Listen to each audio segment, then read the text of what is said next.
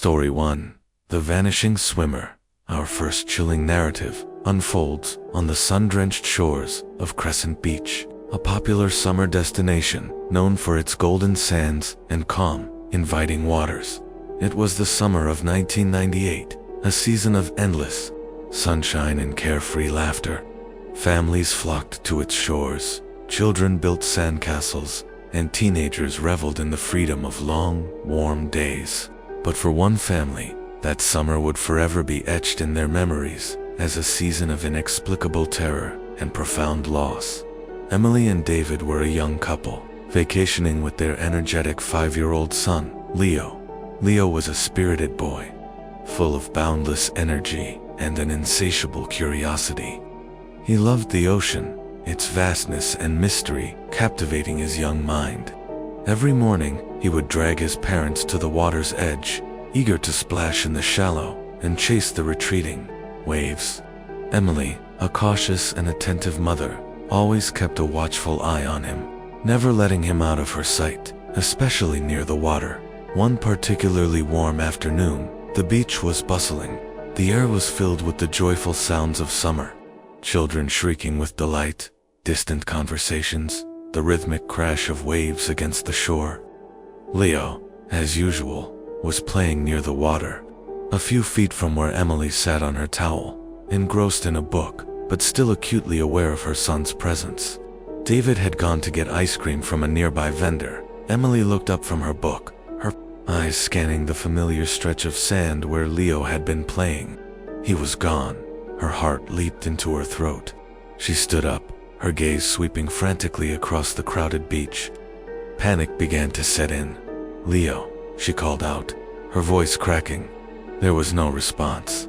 The laughter of other children, the murmur of conversations, all seemed to mock her rising fear. She ran towards the water, her eyes darting left and right. The waves continued their rhythmic dance, oblivious to her growing terror. She called out again, louder this time, her voice tinged with desperation.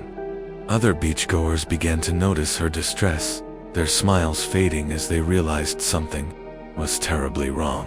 David returned, a bewildered expression on his face as he saw Emily's frantic search. "What's wrong? Where's Leo?" he asked, his voice laced with concern. The search began. Lifeguards were alerted, their whistles piercing the summer air. The joyous atmosphere of the beach evaporated, replaced by a palpable sense of dread. Hundreds of people, once enjoying their day, now joined the frantic search, forming a chain, combing the shallow, their eyes scanning the endless expanse of the ocean. Hours turned into an agonizing eternity. The sun began to dip below the horizon, casting long, ominous shadows across the sand. Hope dwindled with each passing minute. As darkness descended, the official search was called off. The police assured Emily and David that they would continue in the morning, but the unspoken truth hung heavy in the air. Leo was gone, vanished without a trace. There were no witnesses, no signs of a struggle, no discarded toys, nothing to indicate what had happened. It was as if the ocean had simply swallowed him whole.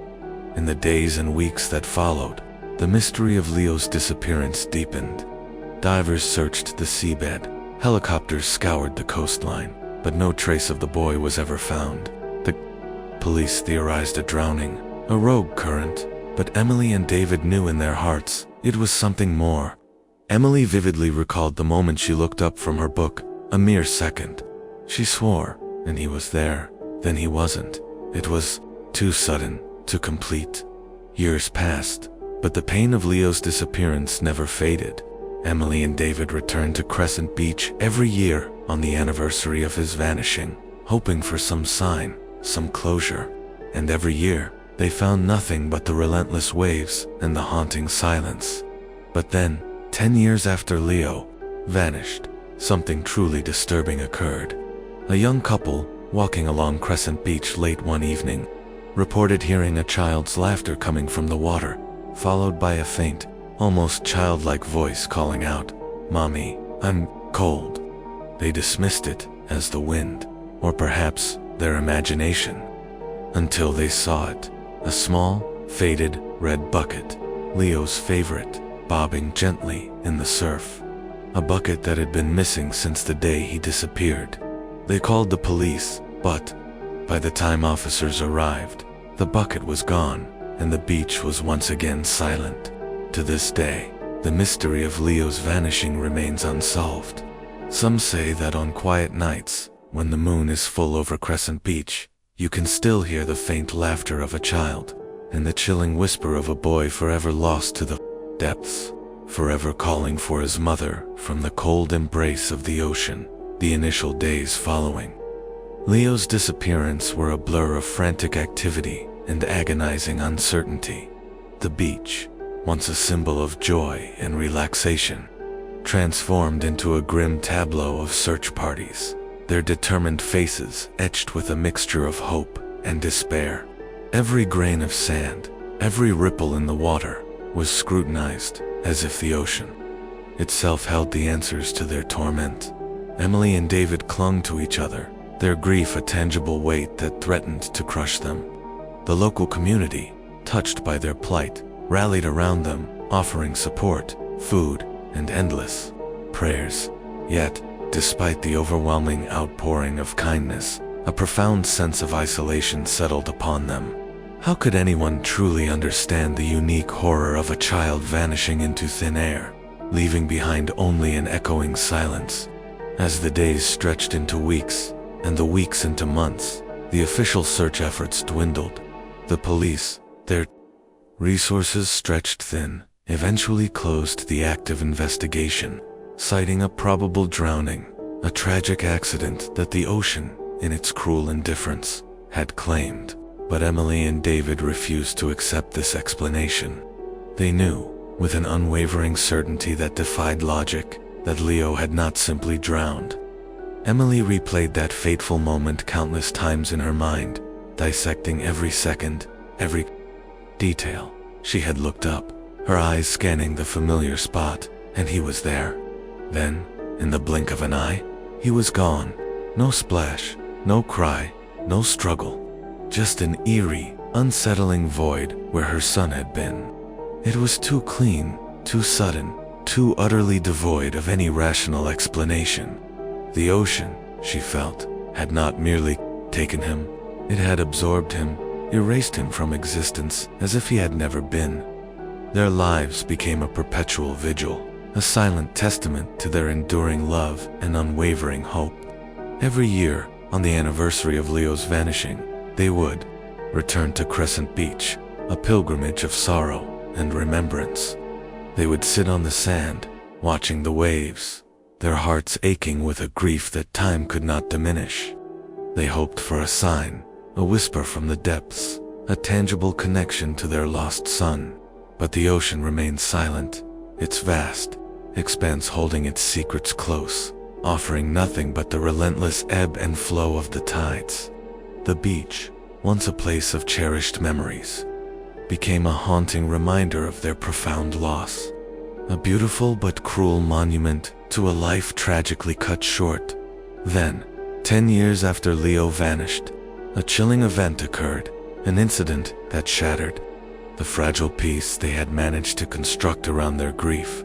A young couple, enjoying a late evening stroll along Crescent Beach, reported a disturbing encounter. They heard it first, a child's laughter, clear and innocent, yet utterly out of place in the desolate night. It was followed by a faint, almost childlike voice, carried on the wind, calling out, "Mommy, I'm cold." The couple initially dismissing it as the wind playing tricks, or perhaps their overactive imaginations, froze when they saw it. A small, faded red bucket, Leo's favorite, bobbing gently in the surf. It was Leo's favorite bucket, the one he had played with on that fateful day, the one that had vanished with him. It was a tangible link to their past, a horrifying confirmation of the impossible, a spectral echo from a decade ago. They called the police, their voices trembling with a mixture of fear and disbelief. But by the time officers arrived, the bucket was gone, swallowed once again by the indifferent waves.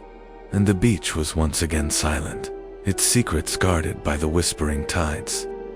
The incident was dismissed as a prank, a misidentification, but for Emily and David, it was a chilling validation of their deepest fears.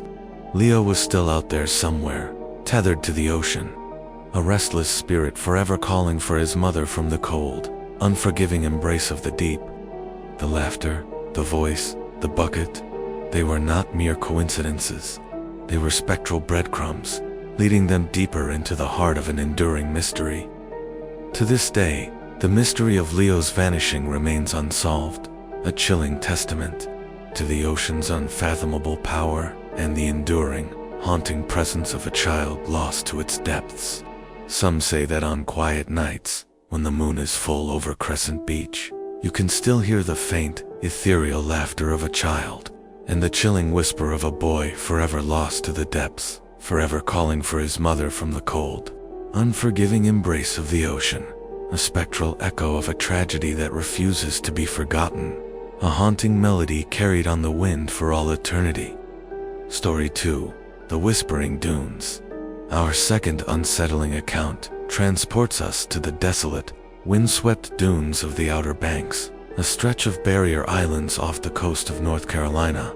This region, known for its wild beauty and treacherous currents, has long been a magnet for those seeking solitude and adventure. But beneath the shifting sands and the constant roar of the Atlantic lies a history steeped in mystery, a place where the past refuses to stay buried. Sarah, a marine biologist, had come to the Outer Banks for a research project, studying the delicate ecosystem of the dunes. She was a woman of science, pragmatic and logical, with little patience for superstitions or ghost stories.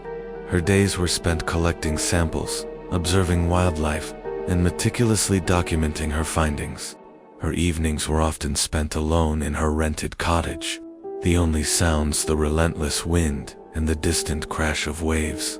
One evening, as dusk painted the sky in hues of orange and purple, Sarah was walking along a remote stretch of beach, far from any signs of civilization. The wind, a constant companion, began to pick up, whipping sand around her ankles. As she approached a particularly tall dune, she heard it, a faint, almost melodic whispering, carried on the wind. It sounded like voices, hushed and mournful, yet distinct. Sarah paused, her scientific mind immediately seeking a rational explanation. The wind, perhaps, or the rustling of the dune grasses. But the whispers grew clearer, more insistent. It sounded like multiple voices, speaking in an ancient, unfamiliar tongue. A shiver ran down her spine, a sensation she couldn't attribute to the cooling evening air. She felt an inexplicable pull towards the top of the dune, as if the voices were beckoning her. Against her better judgment, Sarah began to climb the sandy incline. With each step, the whispers grew louder, more defined, though still unintelligible. The air around her grew heavy, thick with an unseen presence. She reached the crest of the dune, the wind now howling around her, and looked down. There was nothing but sand, stretching endlessly in every direction. Yet, the whispers were all around her, swirling, enveloping her. Suddenly, the whispers coalesced into a single, clear voice, speaking in perfect English, though with an archaic cadence. They took us, the sea, it calls, The voice was filled with an unbearable sorrow, a profound despair that resonated deep within Sarah's soul. She stumbled back, her heart pounding. The sand beneath her feet felt strangely cold, almost as if it were absorbing the warmth from her body. She felt a profound sense of dread, a primal fear that had no scientific explanation. As quickly as it began, the voice faded, replaced by the mournful wail of the wind. Sarah scrambled down the dune, her legs burning, her mind reeling. She didn't stop until she reached her cottage, locking the door behind her and collapsing onto her bed, trembling. She tried to rationalize it, to dismiss it as fatigue or the isolation playing tricks on her mind. But the memory of the voice, its sorrowful plea, was seared into her consciousness. In the following days, Sarah researched the history of the Outer banks, delving into old maritime records and local folklore. She discovered tales of shipwrecks, of entire crews lost to the treacherous shoals, of ghost ships sailing phantom seas. But one particular legend caught her attention, the legend of the lost colony of Roanoke, an early English settlement whose inhabitants vanished without a trace in the late 16th century, leaving behind only the cryptic word Croatoan carved into a tree. Some theories suggested they attempted to sail to another island and were lost at sea. Sarah returned to the dune, armed with historical knowledge, but still seeking a scientific explanation. As she stood at the crest, the whispers returned, fainter this time, but still present. She realized then that the voices weren't malevolent. They were echoes of the past, the lingering sorrow of those lost to the sea. Their final pleas carried on the eternal winds of the Outer Banks. The dunes, she understood, were not just shifting sands, but a living graveyard, a silent testament to countless tragedies. She finished her research, but the experience changed her. She no longer saw the ocean as just a scientific subject, but as a vast, ancient entity, holding secrets that science could never fully explain. And sometimes, on quiet, windy nights, she still hears the faint, mournful whispers, a chilling reminder of the souls forever bound to the whispering dunes. Sarah's research project on the Outer Banks was initially a dream assignment. The pristine, untouched beauty of the dunes, the raw power of the Atlantic, and the unique ecosystem offered a marine biologist like her an unparalleled opportunity for discovery. She meticulously documented the subtle shifts in the sand, the resilient flora that clung to life in the harsh environment, and the diverse avian life that nested in the sheltered hollows. Her days were filled with the satisfying rhythm of scientific inquiry, her nights with the quiet solitude of her rented cottage, a small haven against the vast, untamed wilderness. She was a woman of science, her mind a fortress against the irrational, her beliefs firmly rooted in observable facts and logical deductions. Superstitions and ghost stories were mere quaint relics of a less enlightened age, certainly not something that could penetrate the rigorous framework of her scientific understanding. One evening, as the sun dipped below the horizon, painting the sky in a breathtaking palette of fiery oranges and deep purples, Sarah embarked on a solitary walk along a remote stretch of beach. The wind, a constant companion, began to pick up whipping grains of sand around her ankles, creating miniature, swirling eddies that danced across the shoreline. As she approached a particularly tall and imposing dune, a monolithic sentinel against the vast expanse of the ocean, she heard it, a faint, almost melodic whispering, carried on the wind, a sound that seemed to weave itself into the very fabric of the air. It sounded like voices, hushed and mournful, yet distinct, a chorus of unseen speakers, their words just beyond the grasp of comprehension. Sarah paused, her scientific mind immediately engaging, seeking a rational explanation for the auditory anomaly.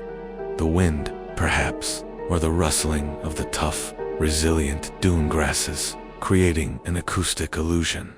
But the whispers grew clearer, more insistent, shedding their ambiguity, becoming almost tangible. It sounded like mill-typal voices, speaking in an ancient, unfamiliar tongue, a language that resonated with a forgotten history, a deep, primal sorrow. A shiver, cold and unwelcome, traced a path down her spine, a sensation she couldn't attribute to the cooling evening air. She felt an inexplicable, almost magnetic pull towards the top of the dune, as if the voices were beckoning her, drawing her into their spectral embrace, an irresistible force against her rational will, against her better judgment, a flicker of curiosity overriding her scientific skepticism. Sarah began to climb the sandy incline. Each step was a struggle, her feet sinking into the soft, yielding sand. But an unseen force propelled her onward, a silent, insistent command. With every laborious step, the whispers grew louder, more defined, though still maddeningly unintelligible. a cacophony of sorrowful murmurs. The air around her grew heavy, thick with an unseen presence, a palpable weight that pressed down on her, stealing her breath, making her lungs ache. She reached the crest of the dune, the wind now howling around her, a furious gale that threatened to tear her from her feet, to cast her into the turbulent abyss. She looked down, expecting to see some natural phenomena, a geological anomaly, but there was nothing but sand, stretching endlessly in every direction, a vast, undulating canvas of desolation. Yet, the whispers were all around her, swirling, enveloping her, a ghostly embrace that chilled her to the bone. Suddenly, with an unnerving clarity that sent a jolt of terror through her, the whispers coalesced into a single, clear voice. It spoke in perfect English, though with an archaic cadence, a voice that seemed to echo from a distant past, from a time long forgotten. They took us, ... the sea. It calls, ... The voice was filled with an unbearable sorrow, a profound despair that resonated deep within Sarah's soul, a lament for a forgotten tragedy, a cry from the depths of time. She stumbled back, her heart pounding against her ribs, a frantic drumbeat of fear. The sand beneath her feet felt strangely cold, almost as if it were absorbing the warmth from her body, draining her vitality, leaving her feeling hollow and exposed.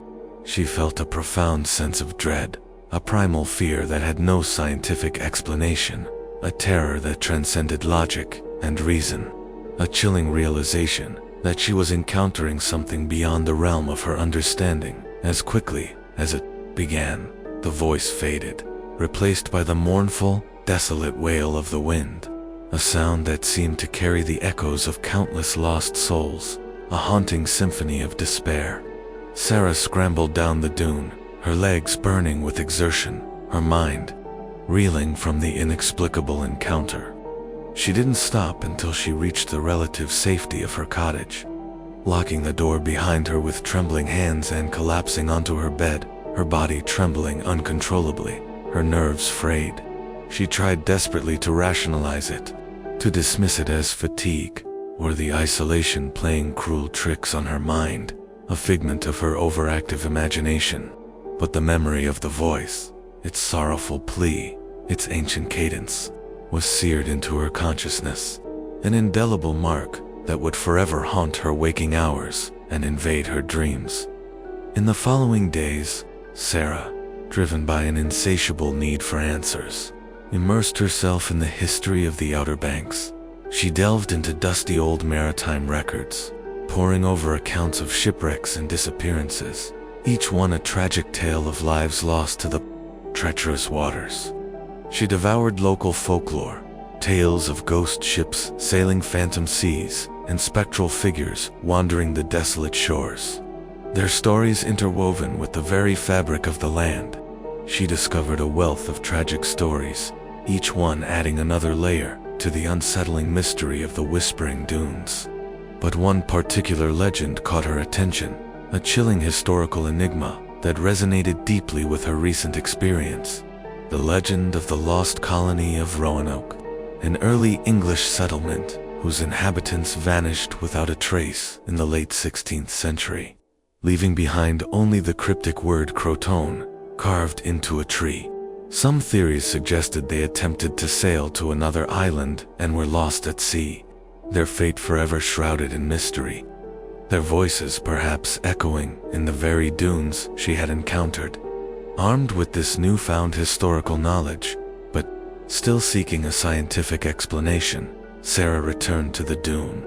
As she stood at the crest, the whispers returned, fainter this time, a mere echo of their previous intensity, but still undeniably present, a ghostly chorus carried on the wind. She realized then, with a chilling clarity that sent shivers down her spine, that the voices weren't malevolent entities seeking to harm her. They were echoes of the past, the lingering sorrow of those lost to the sea. Their final pleas carried on the eternal winds of the Outer Banks, the dunes. She understood, were not just shifting sands, but a living graveyard, a silent testament to countless tragedies, a repository of forgotten pain, a place where the veil between worlds was thin. She finished her research, meticulously documenting her findings, but the experience had irrevocably changed her. She no longer saw the ocean as just a scientific subject, a collection of data points and biological specimens, but as a vast, ancient entity, holding secrets that science could never fully explain. A profound mystery that transcended human comprehension, a living, breathing force with a memory of its own. And sometimes, on quiet, windy nights, she still hears the faint, mournful whispers, a chilling reminder of the souls forever bound to the whispering dunes. Their silent lament carried on the wind for all eternity, a haunting melody that speaks of loss and the relentless embrace of the sea. Story 3. The Tide's Embrace. Our final chilling account takes us to the rugged, isolated coastline of Northern California, a place where towering cliffs meet the tumultuous Pacific, and the fog rolls in like a living entity, shrouding everything in an ethereal, unsettling embrace. This stretch of coast, with its hidden coves and treacherous currents, has always held a dark allure, a place where the line between the living and the dead seems to blur with the shifting tides. Liam was a solitary man, a lighthouse keeper by trade, whose life was dictated by the rhythm of the ocean and the unwavering beam of his light. He had spent decades in the isolated lighthouse, a stoic sentinel against the wild sea. He was a man of few words, his face weathered by salt and wind, his eyes holding the quiet wisdom of one who had witnessed the ocean's raw power. He had seen many storms, many shipwrecks, and many bodies washed ashore, but nothing prepared him for the events of that fateful winter. The storm had raged for 3 days, a relentless assault of wind and rain that battered the coastline. The waves, monstrous and unforgiving, crashed against the cliffs with a deafening roar. On the 4th morning, as the storm began to recede, Liam scanned the beach below with his binoculars, a routine born of years of vigilance. That's when he saw it, a figure, lying motionless at the high tide mark. Half buried in the sand, Liam, despite his age, descended the treacherous path to the beach. The figure was a young woman, her skin pale, her hair tangled with seaweed. She was clearly deceased, a victim of the storm. As he knelt beside her, a strange sensation washed over him, a profound coldness that seemed to emanate from her body, a cold that seeped into his bones. He noticed something else. Her eyes, though lifeless, were wide open, staring blankly at the churning gray sky, as Liam prepared to cover her with a piece of canvas he had brought. The tide, which had been slowly receding, suddenly surged forward, a rogue wave crashing over the woman's body, pulling her further into the water. Liam lunged forward, trying to grab her, but the current was too strong. He watched, helpless, as the ocean reclaimed her. He reported the incident, but the authorities, accustomed to the sea's unforgiving nature, simply noted it as another casualty. Days later, the woman's body washed ashore again, this time further down the coast, near a treacherous stretch of rocks. Liam was called to identify her. Her eyes were still open, still staring, and this time, he noticed a faint, almost imperceptible shimmer around her, like moonlight on water, even in the harsh daylight. As he stood there, a chilling whisper seemed to drift from her lips, carried on the wind. "Don't leave me, ... not again, ... Liam, a man who had faced the fiercest storms without flinching, felt a tremor of fear. He dismissed it as the wind, a trick of his aging ears.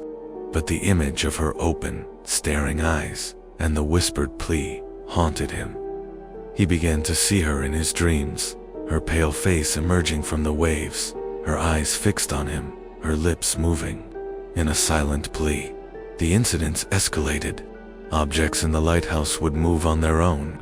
The light would flicker, sometimes dimming to an almost imperceptible glow, then flaring back to life with an unnatural intensity.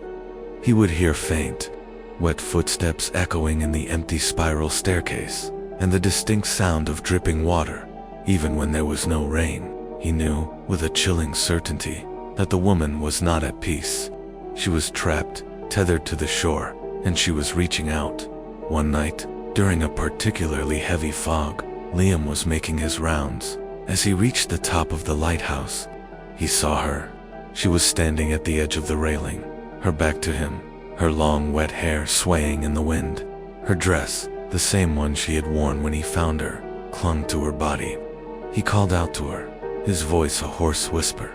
She turned slowly, her eyes, still wide and vacant, now glowing with an eerie, phosphorescent light. Her lips parted, and a voice, not her own, but a deep, resonant sound, like the ocean itself, spoke. The tide, it calls, ... it wants its own. Liam stumbled back, his heart seizing with terror. He realized then that she wasn't just a victim of the sea. She was a part of it, a siren of sorrow, forever bound to the currents that had claimed her. He fled the lighthouse, leaving its beam to sweep blindly across the churning waters. He never returned. He spent the rest of his days in a small, inland town, far from the ocean's haunting embrace. A broken man, forever haunted by the memory of the woman and the ocean's chilling, inescapable embrace. And to this day, some say that, on foggy nights, if you stand on that isolated stretch of coast, you can hear a mournful wail carried on the wind, and see a faint, phosphorescent glow at the high tide mark, a chilling reminder of the soul's forever, claimed by the tide's relentless, unforgiving embrace. Liam was a man carved from the very rock of the coastline he guarded. His face, a roadmap of sun-baked wrinkles and wind-chapped skin, bore the indelible marks of decades spent battling the elements. His eyes, a piercing blue, held the quiet wisdom of one who had witnessed the ocean's raw, untamed power in all its terrifying glory. He was a lighthouse keeper by trade, a solitary sentinel whose life was dictated by the relentless rhythm of the ocean and the unwavering, comforting beam of his light. He had seen many storms, each one a brutal test of endurance, many shipwrecks, their shattered remains a grim testament to the sea's unforgiving nature, and many bodies washed ashore, silent victims of the deep. But nothing, not a single one of his countless experiences, had prepared him for the events of that fateful winter. The storm had raged for 3 days, a relentless, unyielding assault of wind and rain that battered the coastline with a primal fury. The waves, monstrous and unforgiving, crashed against the towering cliffs with a deafening roar, sending plumes of spray high into the turbulent sky. On the 4th morning, as the storm began its slow, reluctant retreat, leaving behind a bruised and battered landscape, Liam, a creature of habit and vigilance, scanned the beach below with his binoculars. It was a routine born of years of unwavering dedication, a silent prayer for those still at sea. That's when he saw it, a figure, lying motionless at the high tide mark, half buried in the sand, a stark, unsettling contrast against the gray expanse of the beach. Liam, despite his age and the weariness etched into his bones, descended the treacherous winding path to the beach. The figure was a young woman, her skin pale and translucent, her hair, a tangled mass of seaweed and sand, fanned out around her head like a macabre halo. She was clearly deceased, a victim of the storm's brutal embrace. As he knelt beside her, a strange, profound sensation washed over him, a bone-chilling coldness that seemed to emanate directly from her body, a cold that seeped into his very bones, chilling him to the core. He noticed something else, something that sent a prickle of unease down his spine. Her eyes, though lifeless and devoid of light, were wide open, staring blankly at the churning gray sky, as if still witnessing some unseen horror. As Liam prepared to cover her with a piece of canvas he had brought, a gesture of respect for the dead, the tide, which had been slowly receding, suddenly surged forward with an unnatural force. A rogue wave, larger and more powerful than any he had seen that morning, crashed over the woman's body, pulling her further into the water. Liam lunged forward, his old muscles protesting, trying desperately to grab her, to pull her back from the ocean's hungry maw, but the current was too strong, too relentless. He watched, helpless and horrified, as the ocean reclaimed her, dragging her back into its depths. He reported the incident to the authorities, his voice flat and devoid of emotion, but they, accustomed to the sea's unforgiving nature, simply noted it as another casualty, another life lost to the vast, indifferent ocean. Days later, with an unnerving sense of inevitability, the woman's body washed ashore again, this time further down the coast, near a treacherous stretch of jagged rocks known for their ability to tear ships apart. Liam was called to identify her, a grim duty he had performed countless times before. Her eyes were still open, still staring, still fixed on some unseen point in the vastness above. And this time, he noticed a faint, almost imperceptible shimmer around her, like moonlight dancing on water, even in the harsh glare of the midday sun. As he stood there, a chilling whisper seemed to drift from her lips, carried on the wind, a faint ethereal sound that sent shivers down his spine. "Don't leave me.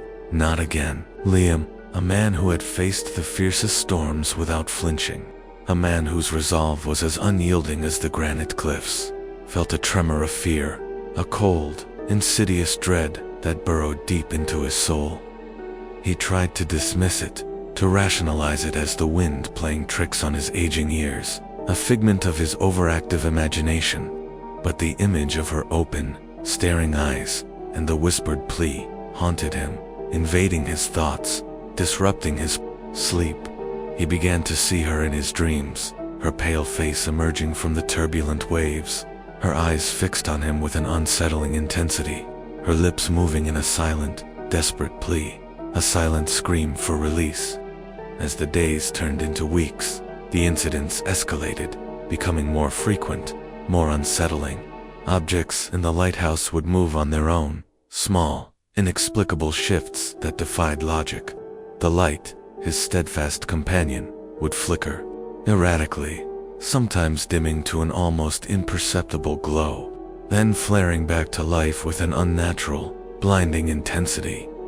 He would hear faint, wet footsteps echoing in the empty spiral staircase, a chilling reminder of an unseen presence, and the distinct sound of dripping water. Even when there was no rain, a constant maddening rhythm that echoed the relentless drip of his sanity. He knew with a chilling certainty that settled deep in his bones that the woman was not at peace. She was trapped, tethered to the shore, a restless spirit bound to the place of her demise, and she was reaching out, desperately seeking something, anything, to break free from her watery prison. One night, during a particularly heavy fog, a thick, impenetrable shroud that swallowed the coastline whole, Liam was making his rounds, his hand gripping the cold metal railing of the spiral staircase. As he reached the top of the lighthouse, his heart leaped into his throat. She was there, standing at the very edge of the railing, her back to him, her long wet hair swaying in the unseen wind, a dark flowing curtain against the swirling mist. Her dress, the same one she had worn when he found her, clung to her body, a ghostly shroud. He called out to her, his voice a hoarse whisper, barely audible above the mournful wail of the foghorn. She turned slowly, her movements unnaturally fluid, her eyes, still wide and vacant, now glowing with an eerie, phosphorescent light, twin beacons in the oppressive darkness. Her lips parted, and a voice, not her own, but a deep, resonant sound, like the ocean itself, a voice that echoed the crushing power of the deep, spoke the tide. It calls, ... It wants its own. Liam stumbled back, his heart seizing with terror, a cold, icy grip that squeezed the very life from him. He realized, then, with a horrifying clarity, that she wasn't just a victim of the sea. She was a part of it, a siren of sorrow, forever bound to the currents that had claimed her, a spectral guardian of the ocean's dark secrets. He fled the lighthouse, his legs burning, his lungs screaming for air, leaving its powerful beam to sweep blindly across the churning waters, a futile gesture against the encroaching darkness. He never returned. He spent the rest of his days in a small, inland town, far from the ocean's haunting embrace, a broken man, forever haunted by the memory of the woman and the ocean's chilling, inescapable embrace. And to this day, some say that on foggy nights, when the mist hangs heavy over that isolated stretch of coast, you can hear a mournful wail carried on the wind, a sound that echoes the despair of a lost soul, and see a faint, phosphorescent glow at the high tide mark, a chilling reminder of the souls forever claimed by the tide's relentless, unforgiving embrace.